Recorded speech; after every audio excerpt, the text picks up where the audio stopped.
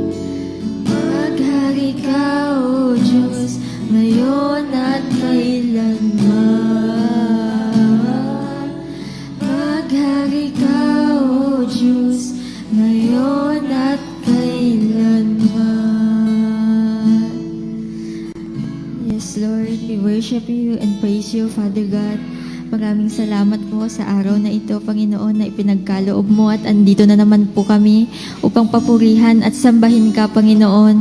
Panginoon, maraming salamat po sa mga blessings na ipinagkaloob niyo sa amin. Salamat po sa mga taong dumalo ngayon, Panginoon, upang andito naman po kami upang manalangin, Panginoon. At Panginoon, hinihiling ko po sa iyo, Panginoon, na patawarin mo kami sa mga nagawa naming kasalanan, Lord, sa isip, sa salita at sa gawa, Panginoon. Ituro mo po na itama ang aming mga pagkakamali, Panginoon. Ikaw, linisin mo po ang bawat puso ng nandirito, Panginoon. At Panginoon, maraming salamat po sa mga biyaya na ipinagkaloob mo sa amin sa araw-araw, Lord God. Sa mga answered prayers, Panginoon, maraming salamat po at hindi niyo po kami pinapabayaan, Panginoon. At sa mga trials, Panginoon, salamat po at pinapatatag niyo po kami.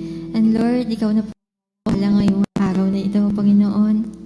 I-bless mo po ang magpapahayag ng inyong salita, Panginoon. Itago niyo po sa kanyang kahinaan, Panginoon. At naway, kayo lang po ang makikita ng bawat isa, Panginoon.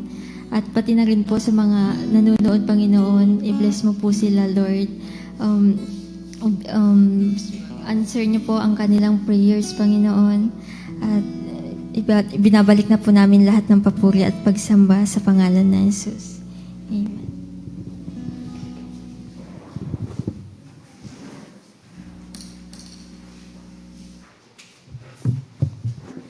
Praise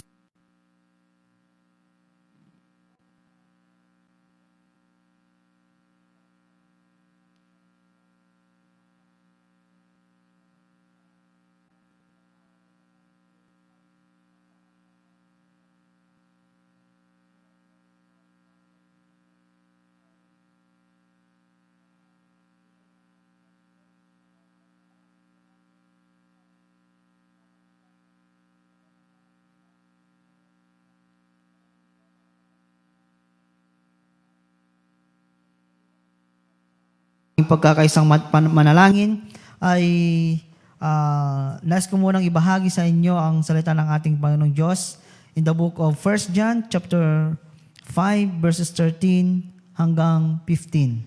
1 John chapter 5 verses 13 hanggang 15. Yan, alam ko na napakinggan nyo na po ito, narinig nyo na po ito. Sabi niya po dito, isinusulat ko ito sa inyo upang malaman ninyo na kayong sumasampalataya sa anak ng Diyos ay may buhay na walang hanggan. May lakas loob tayong lumapit sa Kanya dahil alam nating ibibigay niya ang anumang hingin natin kung ito'y naayon sa Kanyang kalooban. At dahil alam nating pinapakinggan nga niya tayo, alam din nating ibinibigay niya ang bawat hinihiling natin sa Kanya. Pagpalain po ang salita ng ating Panginoon. At dito po makita po natin yung sinabi po ni John in the book of 1 John chapter 5. Although tinulakay niya dito yung nagtagumpay tayo dahil nagtagumpay si Kristo. Sinasabi niya dito about sa pananampalataya natin sa ating Panginoong Kristo dahil ang taong may pananampalataya sa ating Panginoong Kristo ay may buhay na walang hanggan. At dito po in 1 John chapter 5 verse 13, isinulat niya po ito sa mga mananampalataya. At ito din ang sinasabi niya sa atin na sinusulat ko ito sa inyo upang malaman ninyo na kayong sumasampalataya sa anak ng Diyos ay may buhay na walang hanggan. Sa lahat po ng sumasampalataya sa anak ng Diyos, sa lahat po ng nananampalataya sa ating Panginoong Kristo, siya po ay nagkaroon ng buhay na walang hanggan. Hindi lamang po ang buhay na walang hanggan na ang matatamasa po ng isang mananampalataya kay Kristo. Ano pang sabi niya dito? May lakas loob tayong lumapit sa Kanya dahil alam nating ibibigay niya ang anumang hilingin natin kung ito'y Kanyang kalooban. Sa ating Bible po mga kapatid, ay although sinabi niya na lahat, yung mga prayer po natin ay pinapakinggan ng ating Panginoon. Tama po ba? All the prayers ay pinapakinggan ng ating Panginoong Diyos. Pero hindi po lahat ng mga prayers po natin ay sinasagot ng ating Panginoon. Napakaliwanag po na sinasabi niya dito na sa ating panalangin, meron siyang promise. Di ba? Sa ating prayer, mayroong promise na sinasabi ang ating Panginoon na sa ating panalangin, papakinggan niya at sasagutin niya ang ating mga panalangin. Ito yung promise niya, sasagutin niya. At meron din siyang condition bago niya sagutin ang ating mga prayer. Ano yung condition niya? Dapat tayong manampalataya. Magkaroon tayo ng yung faith, yung pananampalataya natin. Trust sa ating Panginoon para sagutin niya ang ating mga panalangin. Sabi nga niya, di ba? Ano man hilingin natin sa panalangin, kung ikaw ay mananampalataya, ito'y sasagutin ng ating Panginoong Diyos. Maraming mga Bible verses na nagpapatunay noon na sa ating panalangin, kapag ang isang taong nanalangin ay may pananampalataya, ay sasagutin ng Diyos ang kanyang panalangin. Sa ating panalangin, di ba, tayo po ay dumudulog sa Kanya. O, talakay na natin, nung tinanggap natin si Jesus in verse 13, nanampalataya tayo sa ating Panginoong Kristo, tayo na po ay may buhay na walang hanggan. At nung tayo po ay may buhay na walang hanggan, tayo na po ay may lakas ng loob na lumapit sa ating Panginoong Diyos. Dahil alam natin na sa bawat anak niya ang nananalangin sa Kanya, ay pinapakinggan niya ang bawat panalangin nito. At sabi niya dito at dahil alam nating pinapakinggan nga niya tayo, alam din nating ibibigay niya ang bawat hinihiling natin sa Kanya. Lumalapit tayo sa Kanya sa ating panalangin, yun ang ginagawa po natin. Sa ating paglapit sa Kanya, meron tayong confidence o meron tayong tiwala, lakas ng loob na lumapit sa Kanya dahil alam natin na ang Diyos na siyang pinaglilingkuran natin, na sinampalatayan na natin, ay Diyos ng mga Diyos, Hari ng mga hari, at siyang may kapangyarihan sa lahat na siyang magbibigay ng ating mga panalangin. Sa ating paglapit sa Kanya at meron tayong confidence at sa ating pagsabi ng mga kailangan po natin, sasagutin niya ito according to His will. Napakaliwanag sinabi niya dito, na sasagutin niya ang bawat panalangin po natin ayon sa Kanyang kalooban. Kaya nga po, sa ating mga panalangin, meron yung mga panalangin natin na hindi sinasagot ng Diyos dahil hindi niya ito kalooban. Kaya huwag na tayong magtaka kung bakit halimbawa sa 10 prayer po natin, merong 1 o 2 na hindi nasagot ng Diyos ang panalangin natin, ay maaring hindi ito kalooban ng Diyos. Hindi ito kagustuhan ng ating Panginoon. Kaya nga po, ngayong gabi, inuulit ko po sa bawat isa sa atin, meron tayong confidence, lakas ng loob na lumapit sa Kanya dahil alam natin na ang Diyos ay nakikinig sa ating mga panalangin at sasagutin niya ito according to His will. At ito po ay papakinggan niya at ibibigay niya ito kung ito po ay Kanyang kalooban. Sa ngayong gabi, mga kapatid, tayo po yung manalangin sa ating Panginoon na dapat sa ating panalangin, andun yung trust, andun yung lakas ng loob natin, yung confidence natin na sa ating Panginoon, nalalapit tayo sa Kanya at siya lamang ang may kakayahang tumulong makasagot sa ating mga panalangin. At sa ating pananalangin, huwag din natin kalimutan na dapat sa ating mga prayer din ay alam natin na ito ay Kanyang kalooban. Meron kasi yung mga prayer po natin na parang pinipilit natin sa ating Panginoon. Pinipilit natin sa Kanya. At kapag hindi sinagot ng ating Panginoong Diyos ito, ay minsan sinasabi natin nakakasawang manalangin, hindi naman sinasagot ng Panginoon. Di ba? Minsan napapanghinaan tayo ng loob dahil hindi sinagot ng Panginoon yung prayer mong yon. Sa ating panalangin, na dapat alam na, mananampalataya na tayo, Kristiyano na po tayo, manalangin tayo na alam nating ito ay kalooban ng ating Panginoon. Yung naging example ko nga, halimbawa, ang prayer po natin, Lord, gusto kong sumaga ng aking buhay. Di ba, Lord, ito naman ang kagustuhan mo? Tapos sa prayer natin, Lord, ibigay mo nga yung number ng loto para manalo ako. Di ba? Minsan, sasagutin ba ng ating Panginoon? Will ba yun ng ating Panginoon? Oo, sinabi niya, promise niya na pasasaganahin tayo, pero hindi sa ganong paraan. Di ba? Lord, gusto ko magkaroon ng ganito para, Lord, i-provide mo yung pangangailan ko ng ganito para makabili ako ng ganito para may pagmayabang ko sa aking kapatid o sa aking kapatiran o sa aking kaibigan. Will ba yun ng ating Panginoon? Di ba, pasaganahin mo ako, Lord, para tingalain ako ng aking mga kapitbahay. May mga ganon na wag dapat ganon. Hindi dapat ganon yung mga prayer po natin. Yung will po natin, yung gusto natin, yung motibo po natin sa ating pananalangin. na dapat alam na natin yung gusto ng ating Panginoon. Lord, ito yung gusto ko, tulungan mo ako, let your will be done. Yung mga prayer na ganon. Alam natin na sa ating panalangin, sabi ko kanina, pinapakinggan ng Diyos ang ating mga panalangin. Pero po, hindi lahat ng panalangin natin ay sinasagot ng ating Panginoon. Marahil yung rason, kulang tayo sa pananampalataya. Marahil yung rason, may doubt tayo. Marahil yung rason ay yung hindi ito kalooban ng Diyos, hindi ito will ng Panginoon. At wag tayong magtambo kapag hindi sinagot ng Diyos yung gusto natin. Baka may mas magandang sagot, plano ang Diyos sa iyong panalangin.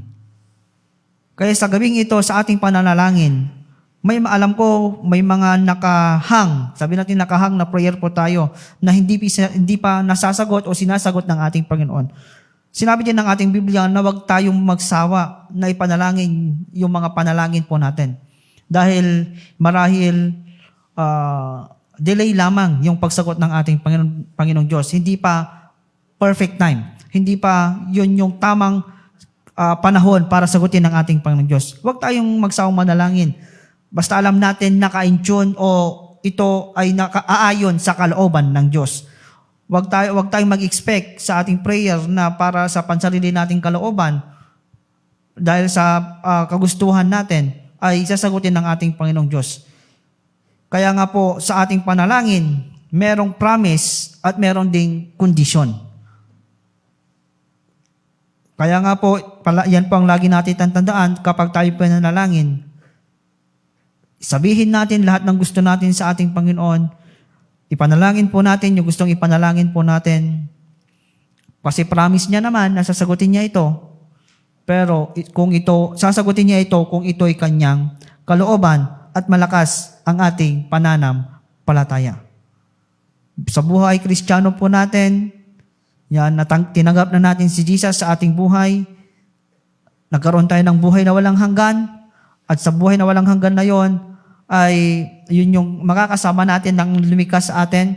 At habang andito po tayo sa lupa, meron tayong lakas ng loob na lumapit sa ating Ama na siyang tumawag sa atin na anak dahil sa ating pakipag-isa kay Kristo. At sa ating pakipag-isa kay Kristo, meron tayong lakas ng loob na lumapit sa Kanya at sasagutin niya ang bawat panalangin po natin kapag ito ay Kanyang kalooban. Ulitin ko po, sabi niya dito, verse 14, may lakas loob tayong lumapit sa Kanya dahil alam nating ibibigay niya ang anumang hinihiling natin kung ito'y naayon sa Kanyang kalooban. At dahil alam nating pinapakinggan nga niya tayo, alam din nating ibibigay niya ang bawat hinihiling natin sa Kanya. Huwag tayong magsawang manalangin, huwag tayong mapagod na manalangin, huwag tayong mapanghinaan ng loob sa ating panalangin. Continue to pray sa ating Panginoong Diyos in the right time, in the right place. Kapag ito'y kalooban niya, sasagutin niya. Kapag hindi ito ay kanyang kalooban, merong mas magandang sagot ang Diyos sa iyong panalangin. Yan ang lagi nating pakakatandaan. Klinos niya man yung prayer mong yon, magbubukas siya ng ibang pintuan para sa plano niya o sa gusto niya sa buhay po natin. Ngayong gabi, dadako na po tayo sa ating individual prayer na nawa po, paalala lang po sa bawat isa sa atin. Manalangin tayo sa ating Panginoong Diyos according sa Kanyang plano, sa Kanyang gusto. Alam na natin, napapakinggan na natin ang salita ng ating Panginoong Diyos. Mananampalataya na po tayo. Alam na natin kung ano yung mga hindi at gusto ng ating Panginoong Diyos. Huwag tayong maging selfish sa ating mga panalangin. Nanalangin tayo dahil gusto natin maging tanyag or anumang mga bagay na yan, manalangin po tayo ng may mapagpakumbabang loob at sa plano, sa gusto ng Diyos sa buhay po natin at sa mga taong ipinapanalangin po natin. Ngayong gabi, dadako na po tayo sa ating individual prayer.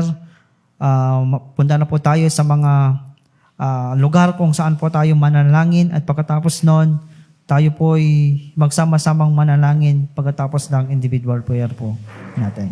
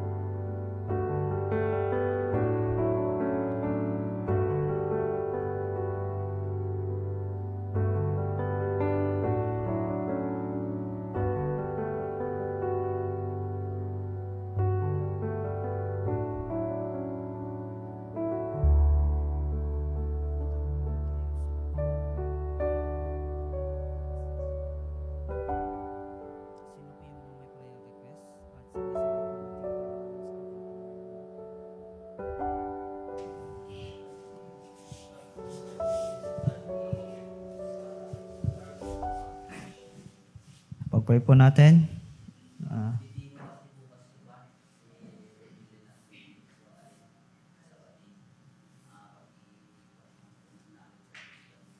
Yan, pag-pray po natin si Madam Ronaldine at Remilin sa kanilang training. Sa kanilang demo. Ayan, nabigyan sila ng knowledge and wisdom ng ating Panginoong Diyos. Ayan. Sino pa po? Kay Gerald Macalaor, complete healing. Healing kay Lizelle. Healing din kay Pastor. Ayan, kaya wala po siya ngayon. Pag-pray din po natin siya dahil masakit daw ang kanyang ulo. Ayan, healing din kay Brother Gerald, kay Sister Lizelle, kay Pastor. Sino pa po sa mga healing? Meron pa po ba? Kay Sister Nicole, healing din po. Sino pa po ba? Doon sa San Carlos Ministry po natin, pag-pray po natin na ang pagkilos ng Panginoong Diyos sa lugar na yon, sa mga taong gagamitin niya at sa mga taong makakarinig at lalapitan ng ating mga gagamitin ng ating Panginoong Diyos. Meron pa po ba sa comment? Wala na po. Dito po.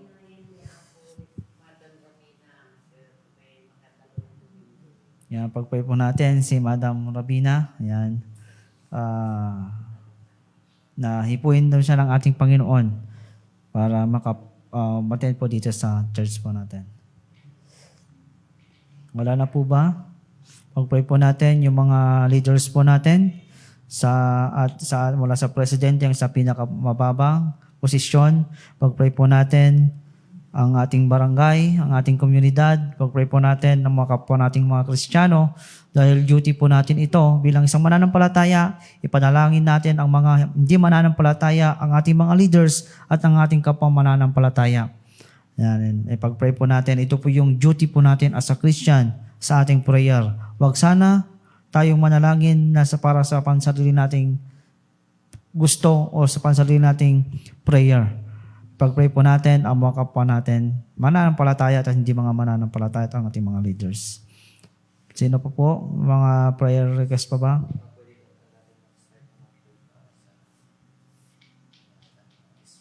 Yung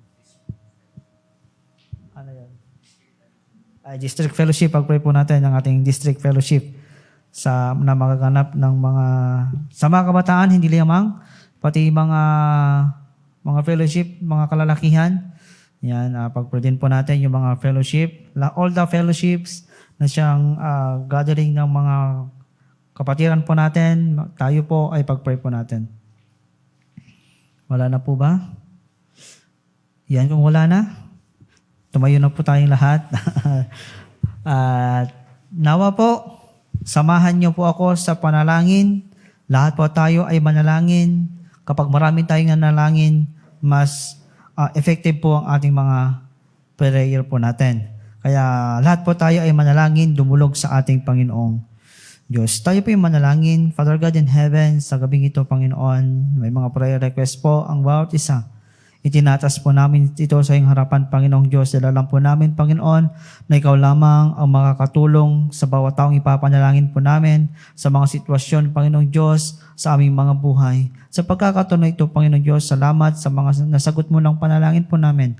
May lakas na loob pa rin kaming lumapit sa iyo, Panginoong Diyos, dahil kami yung mga anak at pinapakinggan mo po ang panalangin po namin. At sasagutin mo ito according to your will, Panginoong Diyos. Sa pagkakataon na ito, tinatas po namin ang mga kapatiran po namin na nangangailangan ng karunungan, katalinuhan, Panginoong Diyos. Itinatas po namin si Madam Ronaldine, Panginoong Diyos, at si Madam Remilin, Panginoong Diyos, sa kanilang demo. Lord, ikaw po ang patuloy na kumilos sa kanilang mga buhay. Ikaw po ang magbigay ng karunungan, katalinuhan, lakas, Panginoong Diyos, lakas ng loob, Panginoon. At Lord, ikaw po ang magbigay ng katagumpayan sa kanila. Ipinagkakatiwala namin sila sa iyong harapan, Panginoong Diyos. Alam ko po, Panginoon, na itong mga anak mong ito ay hindi mo mo iiwan, hindi mo pababayaan, pagkos sasamahan mo po sila. Dahil ikaw ang Diyos na siyang tumutulong sa bawat anak mo, Panginoon. Salamat, Panginoong Diyos, dala lang po namin, Panginoon, na sa kanilang demo, ikaw pong sasama sa kanila at sila po ay magtatagumpay at magandang resulta ang siyang may bibigay po sa kanila. Salamat, Panginoong Diyos. Salamat, Panginoon. At itinatas din po namin, Panginoong Diyos, ang mga kapatiran po namin may karamdaman. Kay Brother Gerald, Panginoong Diyos, kay Sister Lisel, kay Sister Nicole, at ang aming pastor, Panginoong Diyos. Lord, ikaw po ang kumilos din sa kanilang mga buhay. Hipuin mo po sila ng iyong pagpalang kamay. Ibigay mo po ang kagalingan sa kanilang mga pisikal na katawan, Panginoong Diyos, na ang kagalingan lamang Panginoong Diyos, ay nanggagaling sa iyo. At ang lahat po, Panginoong Diyos, ng kanilang nararamdaman na masama, Panginoong Diyos, Lord, ikaw po ang magwasak nito sa pangalan ni Jesus, sa pangalan ni Jesus. Naniniwala po kami, Panginoon, na sa pamagitan po ng sugat po ng aming Panginoong Kristo, ang aming mga karamdaman ay gagaling, Panginoong Diyos. At alam po namin, Panginoon, na sa oras pong ito, ikaw na po ang kumikilos sa kanilang buhay. Salamat, Panginoong Diyos, sa kagalingan na iyong ipagkakaloob sa kanila. Salamat, Panginoon. Salamat po, Panginoong Diyos. At tinatas din po namin, Panginoon, ang mga leaders po namin sa aming bansa, Panginoong Diyos, mula sa aming presidente hanggang sa pinakamababang posisyon, Panginoon. Lord, ikaw din po, Panginoon, ang kumilos sa kanila. Ikaw din po ang mangusap sa kanila, Panginoon. Lord, ikaw po, Panginoon, ang mag-lead sa kanila, sa kanilang mga plano, sa kanilang mga desisyon, Panginoong Diyos. Nawa, Panginoon, ay ito po ay iyong maging kalooban. Ito po ay iyong kalooban ang kanilang susundin. Ikaw po, Panginoong Diyos, ang tumulong sa kanila, mangusap sa kanila, at ikaw po, nawa, ang kilalanin po nila bilang Diyos nila, at patuloy, Panginoon, na ang iyong kapangyarihan ang siyang mag-convict sa kanila, Panginoon, na ang iyong kagustuhan lamang, ang iyong plano lamang, Panginoon, ang kanilang ipapabatas, ang kanilang susundin, Panginoon. At salamat, Panginoon Diyos, alam po namin, Panginoon, na ikaw po ang kikilos sa kanila at tutulong sa kanila, Panginoon, upang maging masagana ang aming bansa, Panginoong Diyos, at kami mga naninirahan dito, Panginoon, bilang iyong mga anak, Panginoon, sa nirahan sa bansang ito, may sasama kami, Panginoon, sa magandang kinabukasan, Panginoong Diyos. Sa pagkakatanding ito, Panginoon, itinaas din po namin ang aming barangay, Panginoong Diyos, Barangay San Miguel. Lord, ikaw po ang patuloy na mag-bless din sa lugar na ito. Sa bawat tanim, Panginoong Diyos, sa bawat alagang hayop, Panginoon, sa bawat pinagkukunan, Panginoon, ng bawat isa, Panginoon, sa kanilang aming mga pangangailangan. Lord, i-bless mo po. At patuloy, Panginoon, na ikaw po ang manguna sa barangay na ito. At alam ko po, Panginoong Diyos, na hindi mo pabayaan ang barangay na ito dahil dito po nakatira ang iyong mga anak, Panginoong Diyos. At alam po namin, Panginoon, na ang iyong mga anak ay patuloy mong pinagpapala sa pamagitan ng mga bagay na aming pinagkukunan, Panginoon. Salamat, Panginoong Diyos. Salamat po, Panginoon, at sa mga hindi pa nakakilala sa iyo o yung mga wala pang pananampalataya sa iyo, Panginoong Diyos. Lord, ikaw din po ang kumilos sa kanila. Ikaw po ang mag-control sa kanilang mga buhay, Panginoong Diyos. Itinatas po namin sila sa iyong harapan. Nawa, Panginoon, makita po nila na meron kang Diyos na siyang dapat nilang paglingkuran at panampalatayanan. Sa pagkakataon na ito, gamitin mo po ang aming mga buhay bilang isang mananampalataya na ma-reach out po sila, Panginoon, na patuloy, Panginoon, na may lapit din po namin sila sa iyong harapan. Salamat, Panginoong Diyos. Salamat po, Panginoon. At tinatas din po namin, Panginoong Diyos, ang aming mga pastors, ang iyong mga lingkod na iyong ginagamit upang magbahagi ng iyong mga salita,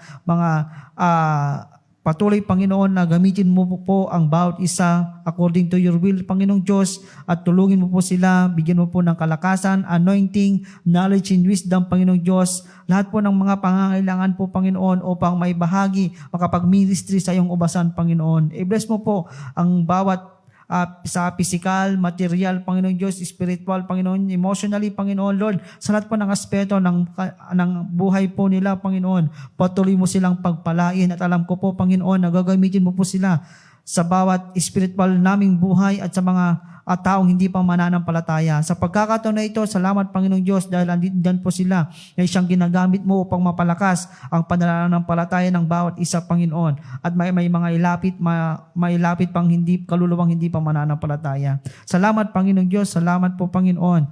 At itinasin po namin ang aming church sa lugar na ito. Lord, ikaw din po ang siyang mag-bless nito. Alam mo po ang mga pangangailangan pa ng aming church, Panginoon, upang mapaganda ang aming ministry po sa lugar na ito, Panginoon. Lord, i-provide mo po lahat po ng mga pangangailangan po ng church na ito. At sa mga taong tumitira sa bahay-sambahan na ito, Panginoon, patuloy mong pagpalain, patuloy mong tulungan, patuloy mong pasaganahin, Panginoon Diyos, patuloy mong protektahan, patuloy, Panginoon, na tulungan sa bawat ginagawa po namin. Patuloy mong i-bless ang aming mga pamilya, patuloy mong ibuhos ang masaganang pagpapala sa bawat isa. At sa mga panalangin po namin, pakinggan mo po ito, Panginoong Diyos. Patuloy kang kumilos at mag-convict sa bawat isa sa amin, Panginoon. Lord, kung ano man ang iyong kalooban, ito po ang aming susundin at mangusap ka sa buhay po ng bawat isa. At patuloy mo kaming ituwid, patuloy mo kaming tulungan, patuloy, Panginoong Diyos, na ibigay mo po ang bawat pangangailangan po namin. Salamat, Panginoong Diyos. Salamat po. At sa bawat isa, Panginoon, na nandiyan dito, kung may mga panalangin man, Panginoong Diyos, o mga prayer request na hindi pa nabanggit, Panginoon, Lord, alam ko po na alam mo po ito. Alam po namin, Panginoon, na nakita mo po ang aming mga puso, ang aming mga buhay, ang aming mga panalangin, Panginoong Diyos. Lord, ikaw na po ang siyang bahala, ikaw na po ang siyang mag-bless, ikaw na po, Panginoon, ang siyang mag-control ng lahat. Alam po namin, Panginoon, na ang lahat ng kapangyarihan ay andyan sa iyo, Panginoong Diyos. Salamat, Panginoon. Salamat sa kasagutan ng aming mga panalangin. Salamat sa iyong pagkilos sa aming mga buhay. Salamat, Panginoong Diyos, sa pagkilos mo sa buhay ng mga taong ipinalangin po namin, Panginoon. Ikinadalas din po namin ang inopen na outreach, Panginoong Diyos, sa San Carlos, Panginoon. Lord, ikaw din po ang siyang mag-bless doon sa mga taong ginagamit mo sa lugar na yun, Panginoon. Tulungan mo po sila, i-bless mo po sila, Panginoon. Gamitin mo po sila bilang daluyan ng pagpapala, Panginoon. At sa mga taong makakarinig ng iyong mga salita, sa mga taong lalapitan po nila, Panginoon. Lord, ikaw po ang mangusap sa kanila. At alam po namin, Panginoon, na magbubukas, Panginoon, ang ministry sa San Carlos, Panginoong Diyos. Alam po namin, Panginoon, na palalaguin mo ito. Salamat, Panginoong Diyos. Salamat po, Panginoon. At alam po namin na ito po ay iyong kalooban na magkakaroon ng gawain doon sa lugar ng San Carlos, Panginoong Diyos. Salamat, Panginoon Diyos. Salamat po. At sa gabing ito, sa aming paghiwa-hiwalay, patuloy mong ipagpalaya ng bawat sa protektahan at patuloy, Panginoon, na bigyan kami ng kapahingahan sa aming mga tahanan, Panginoong Diyos. Salamat, Panginoon. Ito pong aming dalangin sa pangalan ni Jesus. Amen and amen. Magandang gabi po sa bawat isa sa atin. Yan, offering pa pala. Yan. Awitin po natin, tayo ay magbigay at ibigay po natin ang ating handog, ating kaloob sa ating Panginoon. Tayo ay magbigay para sa Panginoon. Tayo ay magbigay para sa Panginoon. Purihin ang Diyos, pasalamatan siya na may kagalakan sa puso. Hallelujah. Tayo po yung manalangin, Father God in heaven, sa oras pong ito, andito po ang mga offering ng Sianalikom. Pagpalain mo ito, Panginoon, na magagamit po si kalalawak ng iyong gawain at patuloy, Panginoong Diyos, na pagpalain ang bawat kamay na nagbigay. Ibuhos mo po ang masaganang pagpapala sa bawat isa, Panginoon. Bigay mo po ang iyong pangako na sinabi mo po sa iyong mga salita na kapag kami, Panginoon, nagbigay sa iyo, ay dodoblehin mo po, tritriplehin ang pagpapala mong ibibigay sa bawat isa, Panginoon. Salamat sa iyong pangakong ito, Panginoon, na siyang panghahawakan po namin at alam po namin na i-bless mo po ang buhay po ng bawat isa. Salamat, Panginoon. Ito pong aming dalangin sa pangalan ni Jesus. Amen. God bless po sa bawat isa sa atin.